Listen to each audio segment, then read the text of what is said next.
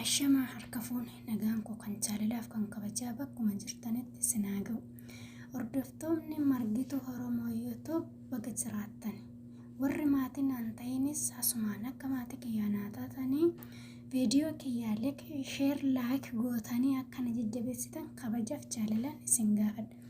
Egaa wanti nama gammachiisu yookiin immoo wanta Oromoon gochuu qabu irraati waa dubbachuun dhufe innis maali yoo jettanii artiist keenya yookiin weellisaa jaallatamaa fi kabajamaa goota dhugaa, goota seenaan hin daganne, goota haqaa, goota dhugaa dubbatee wareegame gooticha keenya Hacaaluu Hundeessaa. Hacaaluu Hundeessaa osoo hin taane Hacaaluun kan saba Oromoo bal'aati. Ilma Oromoo saba bal'aa.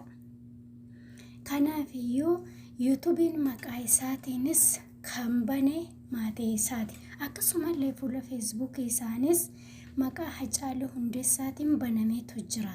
Kan kana bane nama biraa osoo hin taane maatii isaatu. Maaliif bananii yoo jettan Facebook irratti waan dhugaa jechuudha. Hacaaluun dhugaa waan dubbatu, dhugaa waan jiraateef saba isaaf jiraate saba isaaf du'e. Kanaafiyyuu waan dhugaa jirtu achirratti akka poostii godhanii fi maqaa isaatiin Facebook sun banameeraati deemaatii follow godhaa isiniin jennaani. Inni biraan YouTube isaati jechuudha. YouTube isaas akkasuma warri maatii hin ta'iniif akka deemtanii maatii taatanii rikeerdi addunyaa galmeessitan abdii isinirraa qaba.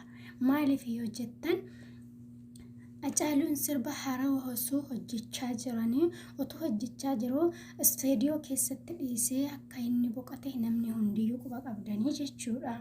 Sirba isaa haaraa baasee osoo hin xumuriin wareegame jechuudha gootichi keenya. Kanaafiyyuu sirba isaa haaraa suni yeroo gabaabaatti gadhiifamaa waan jiruuf amma kana akka daddaftanii maatii taatanii fi walii daddabarsitanii sheerii gootanii fuula beekii keessan hundarratti akka sheerii gootan kabajaa fi jaalalaan sin gaafadha asumaan. Kanaafiyyuu yoo YouTube isaa kana jajjabeessine YouTube isaan kun yoo baay'atee fi yoo namni hedduu ta'ee ilaalame miliyoonaa miti biliyoonaan yoo ilaalame rikeerdi addunyaa qarxam godhee cabsuu qaba. Sababiin isaas maaliif daa'imman isaatu itti fayyadama, daa'imman isaatu ittiin guddataa jechuudha. Kanaafiyyuu Oromoon kana gurra keessa qabatee amma kanaan akka maatii ta'uu fi kabajaaf jaalalaan isin gaafadha. Asumaan egaa Oromoon hamma xiqqee keessa galeera ka duraanii miti. Galaana gaaromsaa kun akkuma beekamu torbee tokko keessatti namni miliyoona 2 oltu ilaaleetu jira. Egaa garuu kana caalaa illee ilaaluudhaaf kan galaanas dhaabbachuu osoo hin taane itti fufaa jechuudha. Walumaa galatti immoo akka Itoophiyaa osoo hin taane akka Afrikaatti Hacaaluu Hundeessaa yeroo lubbuudhaan jirutti rikeerdi cabsee jira jechuudha YouTube'n isaa. Namni itti haanee rikeerdi cabse gaafa Juwaar Mahammad dabalata irratti jechuudha namni rikeerdi cabsee jiru yeroo jalqabaadhaaf. Inni iyyuu guyyaa eeddota isaa jalaa yaasuuf jedhanii irraa yaalamee ture sana irratti akkasuma kan isaas rikeerdi cabsee ture jechuudha.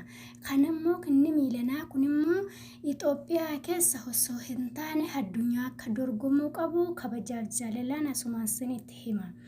Sababiin isaas yoo lubbuudhaan dhabamellee akka seenaan hin daganneef rikeerdi addunyaa gittin godhee akka cabsuu qabu abdii qabnaa walumaan jirra jechuudha.